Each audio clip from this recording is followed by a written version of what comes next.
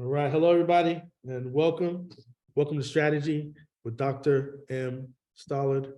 Hope everyone's doing well today. Just want to get started and get into it, right? When you find yourself in a brand crisis, you may want to consider reallocating marketing budgets to focus on your digital channels, right? So allow me to say this again. When you are in a brand crisis, right, it presents itself with something that can be a little complex, right? And create some uncertainty. And one area of that specifically is usually the marketing budget for your business, okay? So if you don't have a marketing budget, then you need to get one, right? And the average rule of thumb is that your marketing budget should be about 10% of your revenue. However, it can definitely be a lot more. But again, focusing today on, I want you to consider reallocating your marketing budgets to focus on digital channels, okay? And let's get into it. The question you want to consider for yourself and your team is, should I continue to do the same thing? As in, do I increase my budget or do I reduce my budget? You know, the truth is marketing is normally one of those first items that get cut whenever a brand crisis presents itself, or, you know, just about any crisis, right? First, let me say, I don't know your specific business or your organization, right? This is kind of a disclaimer, and I don't know you individually. Hopefully I'll be able to at some point in time in the future, hopefully in the near future. I can't speak to the details of your business and your inner workings. You know, I can only tell you what I know to work and what I would do if I were you. So when it comes to your brand strategy in a crisis. So next, as we begin, I want to make a few assumptions. I have to make a few assumptions really for this particular episode. And so I'm going to assume that your branding is already in place, right? I'm going to assume that your branding is already in place. I'm also going to assume that you already know and understand your target audience, which is crucial. It's key, right? Those are two very important factors that need to be in place. And you can check out my online course if you're not familiar with my course, or if you don't have clarification on what your target audience is and how to get those things. You should check out my online course. It's mstolard.com/launch. It's down below in the description. Okay, so a little plug there for you. So this works best when you already have built a rapport with your audience and your other stakeholders. This works best when your audience and your stakeholders already know, where to reach out to you, right? You know, when Southwest had their crisis, if you remember last year, they had to cancel a lot of flights, and Southwest kind of does their things a little bit different than the other airlines, right? As far as their hubs and locations and the logistics that kind of go into play, right? So they do things a little differently. So they sent out a very specific email, which is not necessarily a bad thing, right? But they already knew that the majority of their customers do seek and use email when interacting with Southwest.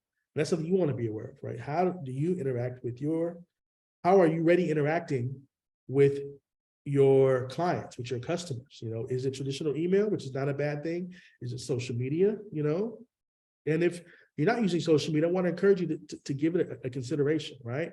And maybe the rule of thumb is that everyone's using social media, but that's not necessarily the case.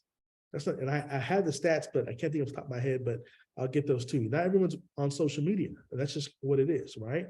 So the benefit of using social media in this particular way, you'll be able to, have more personal interaction with your clients and your customers, right? Which is crucial in the middle of a crisis. You'll be able to communicate with your audience and other stakeholders in real time. That's the benefit of using a digital channel, right? When I say digital channel, I'm talking about your social media interactions. There's different tools and so forth, right? You'll be able to get questions from your clients and customers a little faster if you proactively use those things, okay? You'll be able to gather pertinent information also in real time, right? Not just from your customers and clients, but maybe from other resources. Maybe there's other, your competition or your competitors, or those are in your field that may be having similar issues and instances, right? So that might be a benefit to you. And then also you can monitor how you're doing. You can monitor how you're doing, how are people feeling you're handling yourself and your organization in the middle of a crisis, all right? So you're clear about where your brand or how your brand in your organization is positioned. at least before the brand crisis is in place. You should be aware of that, right? So a simple example is if we were discussing Samsung, or specifically the mobile department of Samsung, right? Back in say 2016. I don't know if those of you who even know or remember, but you'd be considered either the number 1 or number 2 spot respectively, right? In the mobile market. So it's either usually Samsung or Apple, kind of going back and forth, regardless of what your preference is. Samsung, a lot of people like to say, well, Apple's a strong competitor, but Samsung is also a strong competitor. But you should also be aware of your brand's personality. And the reason I mentioned 2016 is because Samsung had a issue with their phone, right? They had the Note 7 that was a lot of us were anxiously waiting, myself included, right, for the Note 7 to come out. And what was happening is when the phone was released, people started realizing the phone was exploding, literally exploding. People, sometimes we sleep with the phone in our bed, plugged in and so forth, even though we all know we shouldn't do those things. People were doing so, and then the phones were exploding. It was causing a lot of damage, obviously to people's houses and things of that nature. A few people got hit. I don't think anybody got killed from what I recall. But the part of that simply is that, that's a crisis. That's a brand crisis that Samsung had to really deal with. And we could get into how they handled it and maybe what they should or should not done differently. We can definitely get into that a little bit later. But what you have to be aware of is where is your position in that during that time, right? And at that time, Samsung was either number 1 or number 2 in the mobile market, right? Because that's going to determine how you choose to make certain decisions moving forward, right? If you were like number 35 or 50 in the mobile market, if there's not even many choices, chances are people may not even notice. People may not even notice. But if you're the number 1 or number 2 market, then people are going to notice when phones start exploding, right? And that's key. So a couple of things. You should also be already aware of your brand's personality, right? Not sure what I'm talking about. Your brand should have some type of clear human characteristics or traits. And if you need help with that area, let me know. But we can talk about more detail on that. So your branding and the related attributes are hopefully already in place. And that's the point I was trying to make. Hopefully your branding and so forth is already in place in order for the things we're going to discuss today to make more sense, right? So next thing you want to do is be prepared to do is to adjust your marketing budget. I want you to take real good consideration of that. And this is not an accounting podcast or accounting site, but there's something you want to be aware of. Is there something you need to do differently? So what does that look like, right? We're just going to approach this from a high level, just to kind of give you some things to consider, right? So we're going to go quickly. I think I have about 7 or 8 items just to kind of go quickly for you to consider in no particular order, right? Historically, traditional marketing efforts like print ads and TV commercials are normally effective, right? And they still can be, but in the midst of a crisis, it can be fast if you communicate with your audience and other stakeholders, right? On digital channels that you control, right? And so you may have to adjust your budget from traditional marketing efforts to more digital channels that you control, so that could be simply like, if you have a free plan, you may need to increase to a paid plan or something to that effect, right? You need to get, instead of just having a regular quote unquote TikTok or Instagram account, you're going to want to have a business account, right? Because you're going to allow you to look at the analytics a little bit deeper and really see where the people are being affected in the middle of this crisis. What part of the country, whether it's the United States or if it's a totally different world, or totally different country across the seas, right?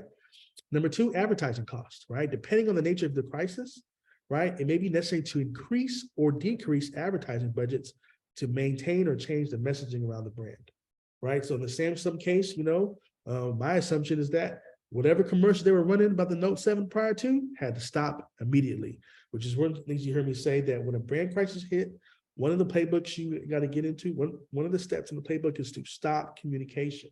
So my assumption is that Samsung would have stopped communication altogether, stop the commercials, stop the running the advertisement campaigns and so forth, right? So, and I'm sorry about the sound, y'all. I just have a lot of stuff going on in the background. So not due to me, but just outside. I've got big trucks that drive by. So number 3, Social media spend, the amount of money you spend on social media. Social media is an important tool for managing your brand reputation and communication during a crisis, right? It may be necessary to allocate additional funds to social media advertising and monitoring to ensure that the brand message is consistent and that the crisis is addressed, right? So again, another example, if you're using a free version of something, then it may be time to upgrade to a paid version, right? Or to a professional account. Number 4, brand monitoring, right? Brand monitoring. During a brand crisis, it is important to monitor brand mentions and sentiment online, right? This may require an additional budget for branding monitoring tools and services, right? So, this is different than just regular social media spending, right? They work together with social media, but this is the category of more sentiment analysis. This is the category of customer sentiment, right? There's specific software that can help you with this. There's like Brand Watch, there's like Brand 24, Hootsuite's got a version of that, Sprout Social, there's a few different, and it's something even more high end than that, that helps you to understand and look at closer at customer sentiment or sentiment analysis, which means how are people feeling about the particular product and service and the decisions that they're making based on their product and service, right? So in the middle of a crisis, these are the information that you're going to want to know about real time. So I can make some suggestions for you from free services to things that you're paying for. Number 5, product development and service provision. So depending on the nature of the brand crisis, it may be necessary to adjust the product offerings or the service offerings, right? To develop new products or provide a new type of service that's going to address the brand crisis. Additional funds may be required for this to make those adjustments, right? You have to maybe spend more money in that regard. And it sounds like in a lot of cases, I'm telling you to spend more money, but some of these things are just going to be considered important, so hopefully you've, allocated some savings and so forth, and you start to make revenue for your company. So when things hit the fan like this, then you can move forward expeditiously. You can make the right decision. You don't have to necessarily wait, quote unquote, for the check to come in because you already have a little bit of a saving. So again, we're talking about product development and service provision. And depending on the nature of the crisis, it may be necessary for you to offer a different type of product or a different type of service, And so that's going to be essential. Number 6, marketing research.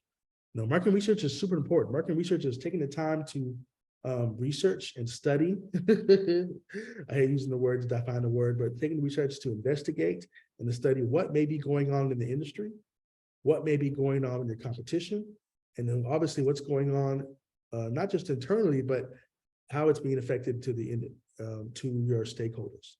And if the things that you're doing, how does that affect your competition? Is it affecting them in a positive way or a negative way, right? So again, with the Samsung situation, what that meant is that if you had, say, an Apple phone, right, and you were time to get an upgrade, then chances are you were not affected at all, right? But then what happened is if you were a Samsung user and you really need to get this Note 7, and now the Note 7 is exploding, they're going to come with a different source, right? So one of the things, you decided to go to Apple, right? So that technically in the middle of this research, that's actually going to be good because Apple has more clients. But then what also happened is Google Pixel had just released, right? And so Google Pixel was not necessarily getting the traction, but because some people didn't want to use Apple for whatever reason, Google Pixel became another viable option, right? And I know that specifically because I used to work with the company, full disclosure. So Google Pixel became another viable option, right? And these are the things that you gather during market research. How are the other companies, your competition, dealing with the ramifications, positive or negative, when it comes to your brand crisis?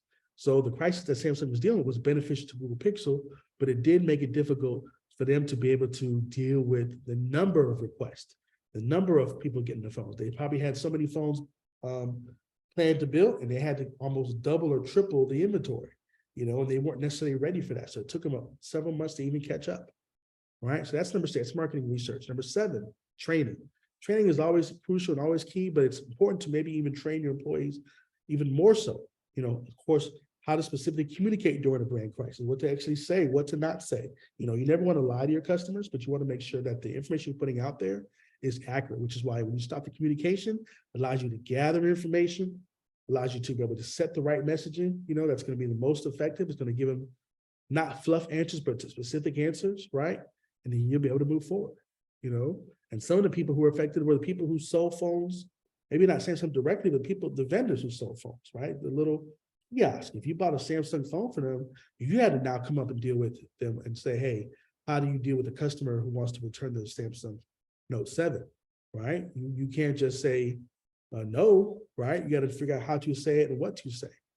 So additional budgeting may be needed for this crisis communication training for your employees. And then the recovery, right? Crisis recovery. After a brand crisis is over, quote unquote over, it's necessary to allocate funds for the crisis recovery process. And this includes rebuilding the brand, rebuilding the image. Sometimes you have to do even more community service to make yourself, show yourself in a good light. You got to go feed more homeless people and maybe deal with teenage pregnancies or whatever that may be pertinent to your industry or the area that you may be serving, right? So rebuilding the brand image, and reputation through marketing, and then through, a different type of marketing, through public relation efforts. These are all super important, remember, I'm like 7, so maybe 8 events and sponsorships, right? Can help your organization rebuild its brand and rebuild its reputation. It may be necessary to allocate funds to put on a particular event, or sponsor a particular event if someone else is going to do so, right? Especially in the middle of a brand crisis, so they can get in. People will start to see you, in a positive light. This is referred to as the liking principle. And we're talking about the association factor, associating your company in the middle of crisis with another company who may be doing good stuff, so that people will see you in a more positive light. So when they see you, it's not just negative, right? So essentially you're saying this company trusts you, so therefore the customers and clients are going to trust you, right? So, and that's just a small example of consumer behavior. So that was 7, that was 8. So number 9, just a few more, right? Public relations and crisis management, right? Or brand crisis management. During the brand crisis, the budget for public relations sometimes goes up increasingly, significantly, because you got to be able to write that check. Let's just be real. If you're going to quote unquote call Olivia Pope, right, at the last minute, you got to be able to send that check immediately. You have to have money in the bank so you can do so. And sometimes you need somebody like myself to come help you and work behind the scenes to help navigate, help direct you to far as plan A, plan B, plan C, and so forth. You have to be able to take those costs on.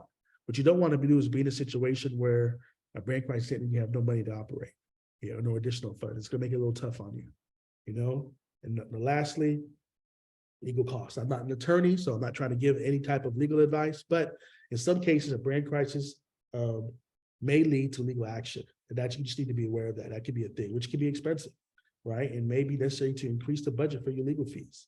Again, I'm not an attorney. I'm not even trying to tell you need an attorney. I'm just saying that you need to be prepared, right? It may be necessary to increase the budget for your legal fees to manage any legal issues that may arise during a brand crisis. So again, consider reallocating marketing budgets to focus on digital channels. And when you do so, just like I said in the previous message before, and I've said this, I'll say it again, make sure you communicate authentically and transparently with your audience, So that's it. That's all I have for you today. You have been listening to Strategy with Dr. M. Stolard, right? And that's about it. I'm Dr. M. Stolard. And remember, keep pushing forward, drive your influence, and be intentional by using strategy.